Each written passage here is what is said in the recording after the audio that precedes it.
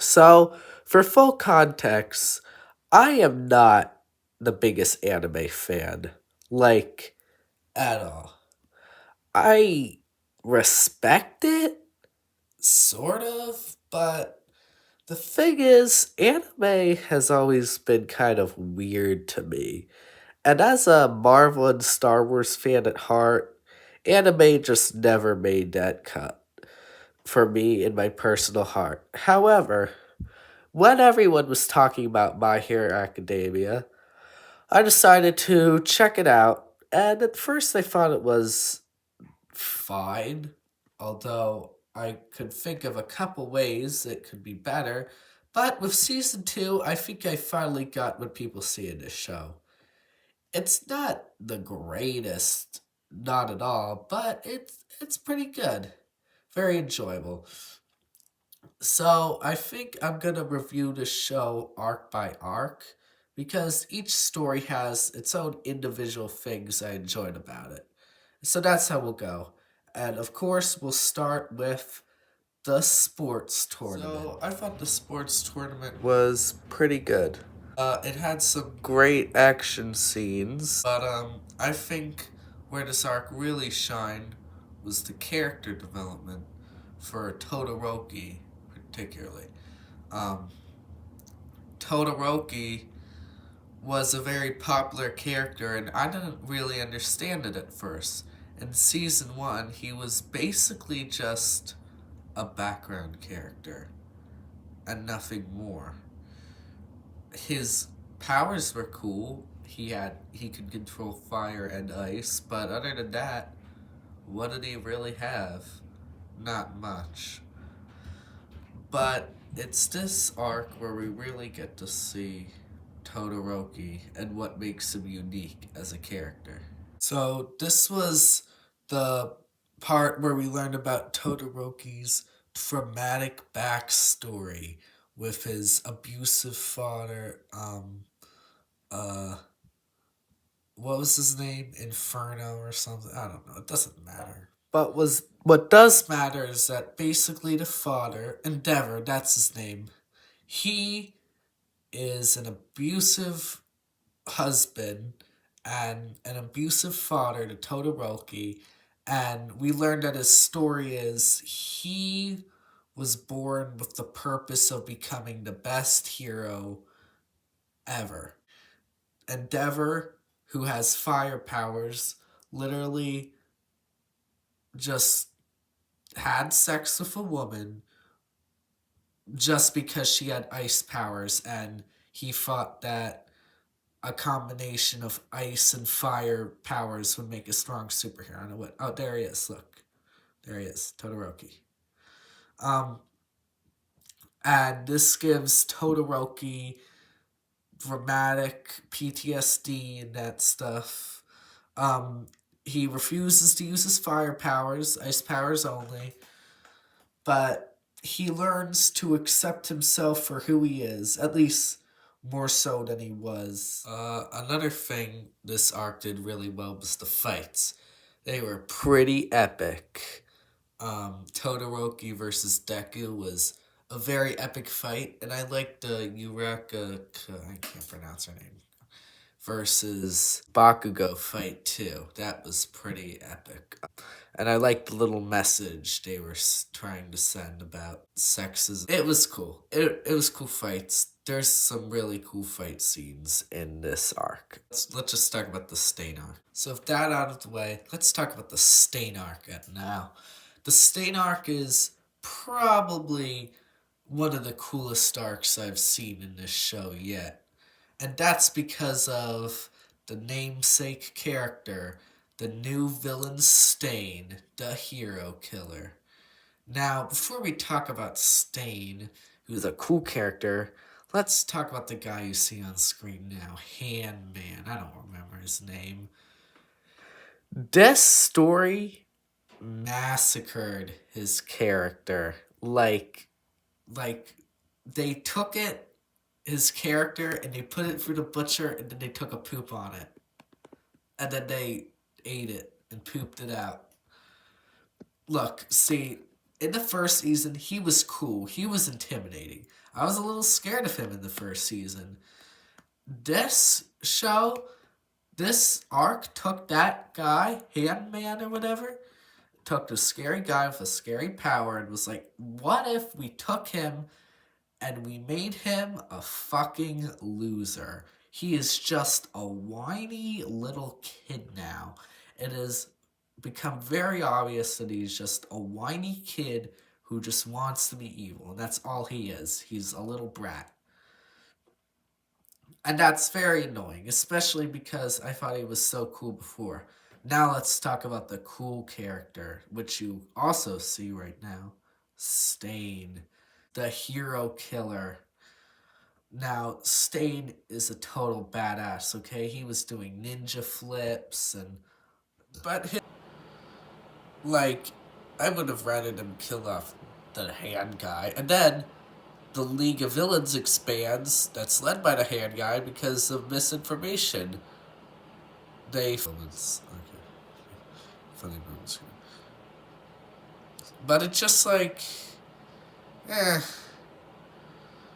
Like I would have rather him kill off the hand guy. And then the League of Villains expands that's led by the hand guy because of misinformation. They think that the hand guy and Stain supported each other, and a lot of people joined, including two characters that I've seen a lot of people constantly talk about, on and on and on and on. I guess I'll see what it's all about next season. Anyway, before we go on to Clone Wars, a show I'm much more passionate about because it's Star Wars, and you know me. Wait, no, you don't. What? What? I like Star Wars. I'm probably gonna cut that out. Uh.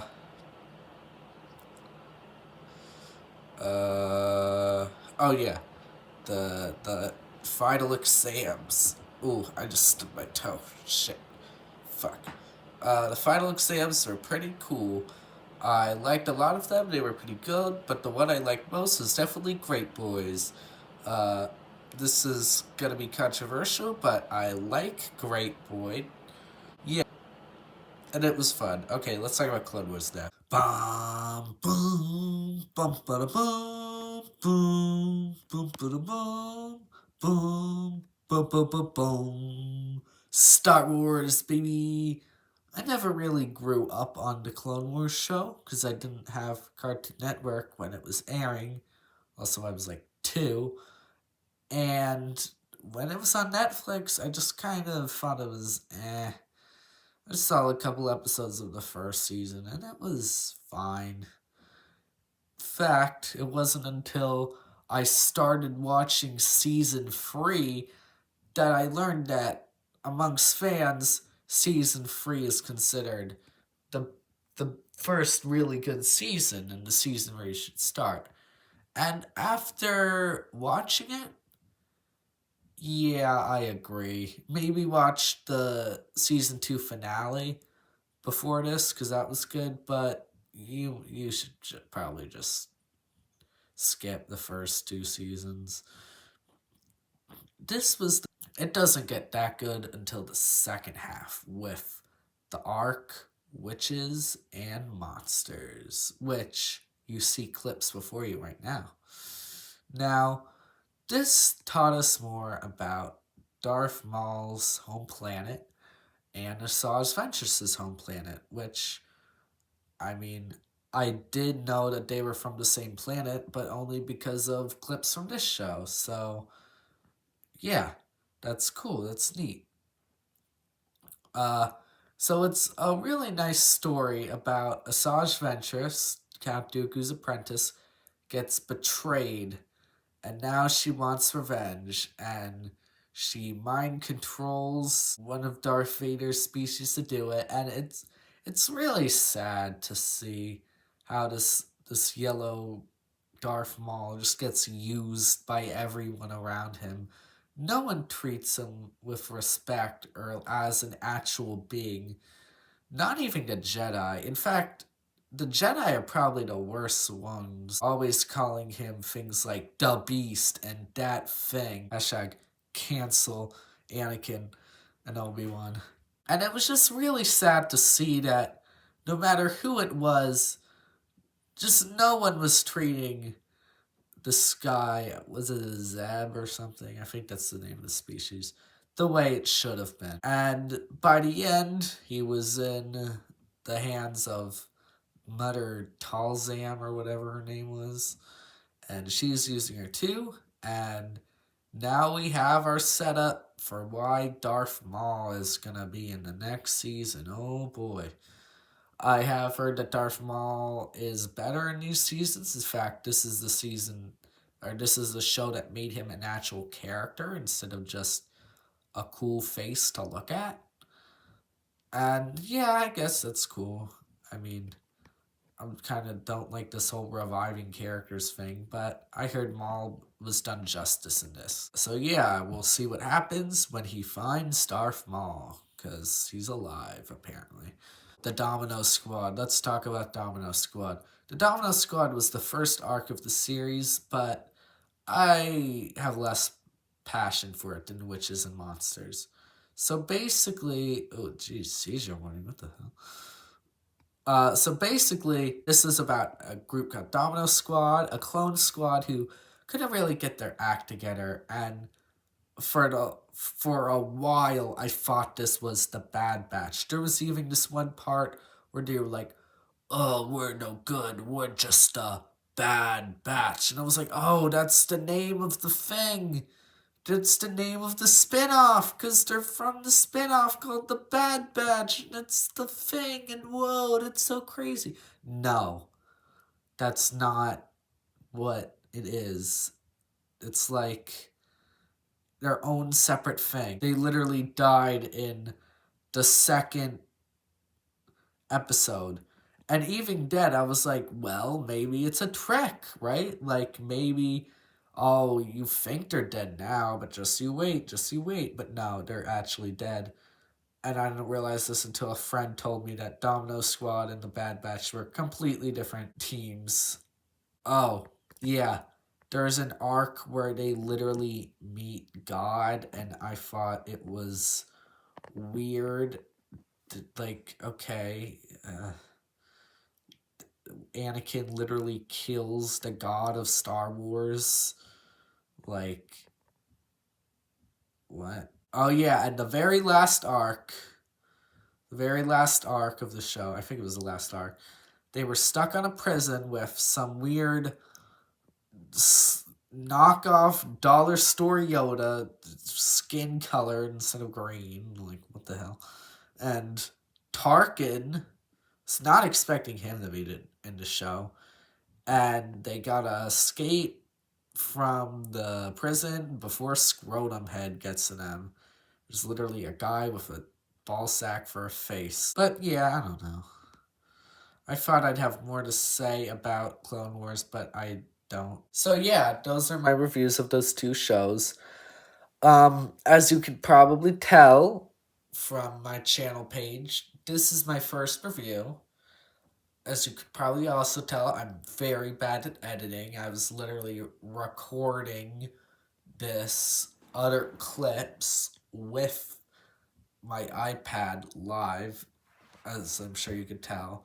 I'm also sorry that as the video went on, it felt more and more improvised. The whole video was improvised. I tried using scripts and I didn't like them. They were awkward and made me feel weird, and I don't know. So I just dropped them, and yeah, and I just got tired eventually. Just wanted to get this video finished. Just take like multiple months to do. Hopefully now that I've done it, it will be quicker. As of recording, I don't know, man. This video ended up being very tiring. Hence why I did the Clone Wars thing on like one video, because it was taking me multiple months to do the My Hero Academia part. I think I'm not going to do double reviews anymore because one review was long enough, but it was a neat little experiment. I'm going to try to get better at editing, um, try to figure out how to actually edit instead of just recording and piecing those together. Yeah, you might see a lot of shorter videos from now on. Like, I'm still going to do reviews like this, probably. But you might see, like, little meme videos in between. Um, yeah. This video was kind of crap, but I think it's good enough, right? It's good enough that you can watch it and you can go, eh. That's how I feel about the video anyway. I don't think it's great, but it's not horrible. All right, if you liked the video, like and subscribe. If you didn't, like and subscribe anyway, please, or don't. But the videos will get better than this, I promise. Go watch the hot sauce video because it's the best video. Yeah, I realized that came out on Christmas literally, and now it's as of recording it's spring break, but it takes a lot longer than I thought to make videos, especially since I'm completely new to this and doing every stage of the process myself. So yeah, I hope you enjoyed. I hope I didn't waste your time. And yeah, I hope that you subscribe and that you enjoyed the video. Okay, bye.